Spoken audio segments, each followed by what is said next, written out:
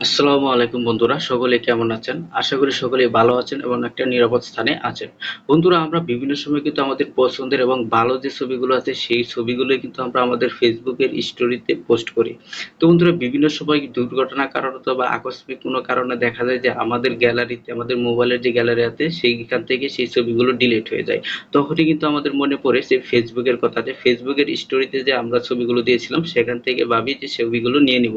কিন্তু আসলে সেখানে গেলে, ফেসবুকে গেলে দেখা যায় যে স্টোরিতে আমরা কোনো ছবি দেখতে পাই না, অর্থাৎ ফেসবুক কর্তৃপক্ষ 24 ঘন্টা পরে স্টোরির ছবিগুলো কিন্তু হাইড করে দেয়, সেখান থেকে আর আমরা ছবিগুলো দেখতে পাই না এবং কিন্তু আমরা সেখান থেকে ডাউনলোডও করতে পারি না। তো বন্ধুরা, আজকে আমি আপনাদেরকে এমন একটা টেকনিক দেখাবো যে টেকনিকের মাধ্যমে আপনারা সেই স্টোরিজের 3-4 বছর পূর্বের যে ছবিগুলো আপনারা স্টোরিতে পোস্ট করেছিলেন সেখান থেকে কিন্তু পুনরায় ডাউনলোড করে আপনাদের গ্যালারিতে সেভ করতে পারবেন।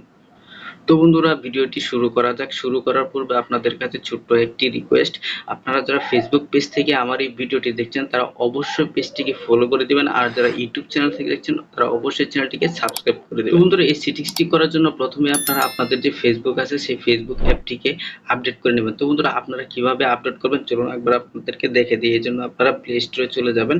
প্লে স্টোরে চলে যাওয়ার পরে এখানে শুধু আপনারা লিখবেন যে ফেসবুক, এবং ফেসবুক লেখার পরে কিন্তু আপনাদের যে ফেসবুক অ্যাপসটা চলে আসছে। তো বন্ধুরা, এখানে আপনারা দেখতে পাচ্ছেন যে আমার এখানে ওপেন আছে, মানে এখানে আমার এই অ্যাপসটা আপডেট আছে। আপনাদের এখানে যদি আপডেট লেখা থাকে তাহলে সেখান থেকে আপনারা আপডেট করে দিবেন। তো বন্ধুরা, এই কাজটি করার জন্য আপনারা চলে যাবেন আপনাদের ফেসবুকে, এবং ফেসবুকে যাওয়ার পর ফেসবুকের যে সেটিংস আছে সেই সেটিংসে চলে যাবেন, এবং সেটিংসে আসার পর একটু নিচের দিকে আসবেন। নিচের দিকে আসার পর এখানে আপনারা যে স্টোরেজ নামের যে অপশনটা আছে এই অপশনটা পেয়ে যাবেন, এবং এই অপশনের উপর আপনারা এখান থেকে ক্লিক করবেন। ক্লিক করার পর আপনাদের সামনে এমন একটা পেজ চলে আসবে। এখানে আপনারা আরেকটা অপশন পাবেন যে স্টোরি আর্কিভ নামে একটা অপশন পাবেন। এই যে আমি যেটা মার্ক করলাম এই অপশনের উপর ক্লিক করবেন।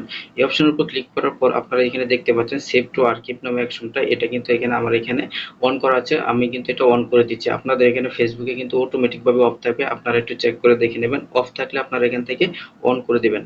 তো অন করে দেওয়ার পর এখান থেকে আপনারা ব্যাকে চলে আসবেন, আবার ব্যাকে চলে আসবেন। আসার পর আপনারা একটু নিচের দিকে যাবেন, এখানে একটা পাবেন, একটা অপশন পাবেন যে ইউর অ্যাক্টিভিটি নামে একটা অপশন পাবেন। এই ইউর অ্যাক্টিভিটিতে আপনারা দেখতে পাবেন যে অ্যাক্টিভিটি লগ নামে একটা অপশন আছে। অনেকের এখানে কিন্তু অ্যাক্টিভিটি ম্যানেজমেন্ট বা অন্য ধরনের একটা লেখা থাকতে পারে। মোট কথা হচ্ছে অ্যাক্টিভিটি লেখা থাকলে আপনারা সেই অপশনের উপর ক্লিক করে পরবর্তী অপশনে চলে যাবেন। এখানে অ্যাক্টিভিটি লগের উপর ক্লিক করে চলে আসলাম। এখানে আসার পর আপনারা উপরে একটা চিহ্ন দেখতে পারবেন যে আর্কিভ নামে একটা অপশন আছে, আমি যেটা মার্ক করলাম এই অপশনের উপর ক্লিক করবেন। এই অপশনে ক্লিক করার পর আবার এখানে আপনারা দেখতে পারবেন যে উপরে একটা অপশন আছে যে স্টোরি আর্কিভ নামে একটা অপশন আছে, এই অপশনের উপর আপনারা ক্লিক করবেন।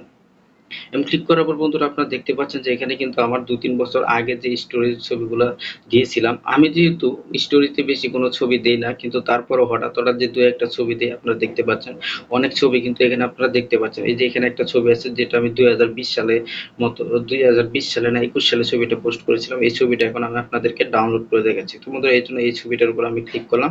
ক্লিক করার পর এখানে এই যে থ্রি ডট যে অপশনটা দেখতে পাচ্ছেন এই থ্রি ডট অপশনের উপর ক্লিক করবেন। এখানে কিন্তু ক্লিক করে কিন্তু আপনাদের এই যে সেভের যে অপশনটা আছে এটা কিন্তু চলে আসছে। আপনারা এখান থেকে এই সেভ ফটো নামের যে অপশনটা আছে এখানে দিয়ে দিবেন। ওই দিন অলরেডি আমার এই ছবিটা এখানে কিন্তু সেভ হয়ে গেছে। তো এখন আমি চলে যাব আমার মোবাইলের যে গ্যালারি আছে সেই গ্যালারিতে চলে যাব, যে ছবিটা আমি ডাউনলোড করলাম এই ছবিটা আমার এখানে আসছে কিনা সেটা দেখার জন্য। কিন্তু গ্যালারিতে আসার পর এখান থেকে আপনারা এই যে এখান থেকে অ্যালবামে চলে যাবেন। আপনাদের এখানে যদি সরাসরি চলে আসে তা তো আসলে আমি এখান থেকে যে অল ফটোসে ক্লিক করলাম। ক্লিক করার পরে যে বন্ধুরা দেখতেই পাচ্ছেন যে এই ছবিটা কিন্তু আমি অলরেডি এখন ডাউনলোড করেছি। তো বন্ধুরা, কেমন লেগেছে আজকের এই ভিডিওটি? যদি ভালো লাগে অবশ্যই লাইক কমেন্ট শেয়ার করে দিবেন। সবাই ভালো থাকবেন, সুস্থ থাকবেন। আসসালামু আলাইকুম।